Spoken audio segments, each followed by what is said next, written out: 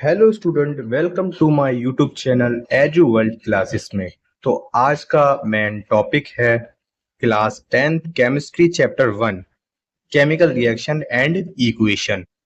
तो इसमें दोस्तों आज हम काफी अच्छी तरीके से पढ़ेंगे एंड सिंपल डेफिनेशंस इसमें रहेंगी, है ना। जैसे कि पहले बात करते हैं टॉपिक 1 की, इसके कि केमिकल रिएक्शन होती क्या है।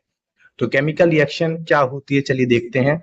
The transformation of chemical into another chemical, मतलब क्या, यहाँ पे थोड़ी सी बात समझने की कोशिश करना कि द ट्रांसफॉर्मेशन किसकी, केमिकल की ट्रांसफॉर्मेशन एक अलग केमिकल में, उसको क्या बोलते हैं हम लोग, केमिकल रिएक्शन।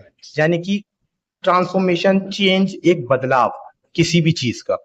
जैसे कि मैं हमेशा एक एग्जांपल देता हूं कि अगर हम चाय भी बनाते हैं या दही बनती है, तो वो कैसे बनती है, पहले दूध होता है फिर दही बनती है।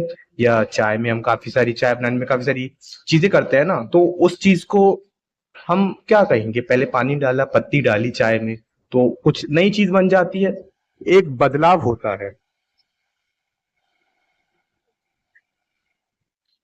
तो उसी बदलाव को हम कहते हैं केमिकल रिएक्शन, जो कि केमिकल्स के अंदर होगी, है ना। अगली इसके बाद आती है इक्वेशंस क्या होती है।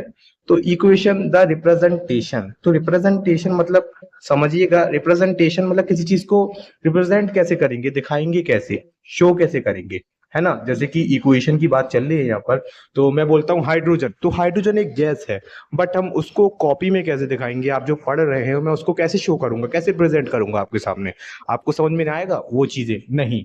तो इसलिए जो रिप्रेजेंटेशन है किसकी, केमिकल रिएक्शन की, जो हमने ऊपर पढ़ी, केमिकल रिएक्शन की जो रिप्रेजेंटेशन है, जो हम शो करेंगे, शो मतलब दिखाना, जो हम दिखाएंगे, उसी को क्या बोलते हैं, केमिकल इक्वेशन। इसमें क्या क्या यूज होता है, सिंबल्स यूज होते हैं, फॉर्मूला यूज होते हैं। जैसे कि वाटर है, तो वाटर को हम केमिस्ट्री की लैंग्वेज में वाटर तो नहीं लिखेंगे ना, उसके लिए एक अलग फॉर्मूला बताया जाता है, H2O, है ना। तो उसके लिए हम ये चीजें करते हैं, तो इसको क्या बोलते हैं, इक्वेशन। तो चलिए आगे बढ़ते हैं इसी के साथ। इसमें आता है टाइप्स ऑफ रिएक्शन, यानी कि रिएक्शन हो रही है तो एक टाइप की नहीं होती, काफी सारी टाइप्स की होती है। तो चलिए देखते हैं टाइप्स ऑफ रिएक्शन। जैसे इसमें पहली आई दोस्तों, कॉम्बिनेशन रिएक्शन, टू और more reactant combine to form a single product. मतलब क्या, दो या दो से ज्यादा रिएक्टेंट्स। अच्छा, रिएक्टेंट्स के बारे में थोड़ा सा समझने की कोशिश करिएगा कि ये क्या है, थोड़ा मैं इसको रफ पेज पे समझाता हूँ। देखिए रिएक्टेंट्स क्या होते हैं, रिएक्टेंट्स जैसे मैं बताता हूँ, जिससे कोई चीज बनती है, जिससे चीजें बनती हैं उसको क्या बोलते हैं केमिकल लैंग्वेज में, रिएक्टेंट्स। जैसे कि ए प्लस बी हमने जोड़ा, क्या बना, ए बी, यानी कि कोई एक चीज बनी। कॉम्बिनेशन का मतलब समझना, कॉम्बिनेशन रिएक्शन का क्या होता है, कॉम्बिनेशन में दो जुड़ते हैं, दो चीजें जुड़ेंगी और एक चीज बनेगी, उसको क्या बोलते हैं, कॉम्बिनेशन रिएक्शन। तो जैसे कि यहाँ का जो चीजें है उसको क्या बोलते हैं, रिएक्टेंट। रिएक्टेंट समझ गए आप, रिएक्टेंट किसको बोलेंगे, जो लेफ्ट साइड में रहती है, राइट साइड वाली जो चीज, मेन चीज हमारी बनती है, उसको क्या बोलते हैं हम लोग, प्रोडक्ट। तो ये चीज याद रखना।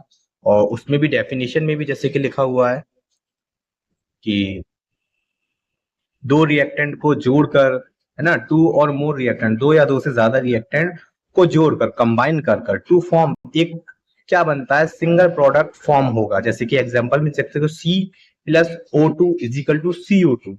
अच्छा, इक्वेशन अभी बैलेंस नहीं है ना, नहीं बैलेंस ही है देखा जाए, हाँ तो सही है। चलिए दोस्तों, अगली रिएक्शन है डिकम्पोजिशन रिएक्शन। इसमें थोड़ा समझिएगा कि डिकम्पोजिशन रिएक्शन क्या है। A single compound decompose to form two और मोर प्रोडक्ट्स, यानी कि क्या, कि एक रिएक्टेंट होगा इसके अंदर जिसको हम तोड़ेंगे और क्या बनेंगे, दो प्रोडक्ट बनेंगे। जैसे कि एग्जांपल में है CaCO3, इसको हमने एनर्जी देकर तोड़ा, जाहिर सी बात है किसी चीज को तोड़ोगे तो एनर्जी देकर ही तोड़ोगे। वो क्या है वो आगे मैं बताऊंगा उसको भी।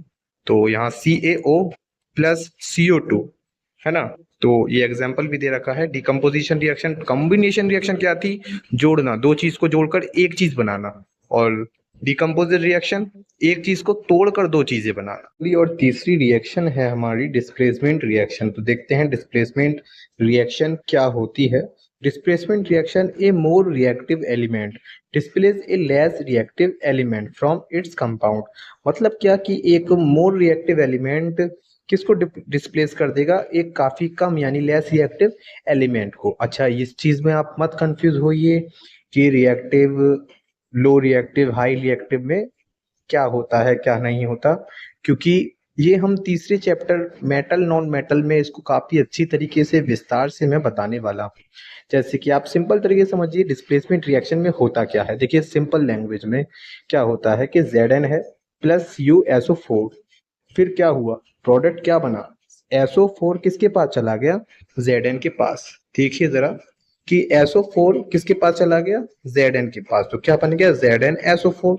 और Cu ऐसा ही रहा, यानी कि क्या होता है कि एक कंपाउंड जैसे कि SO4, एक कंपाउंड अपनी जगह डिस्प्लेस कर देगा, जगह बदल देगा, उसको क्या कहते हैं, डिस्प्लेसमेंट रिएक्शन।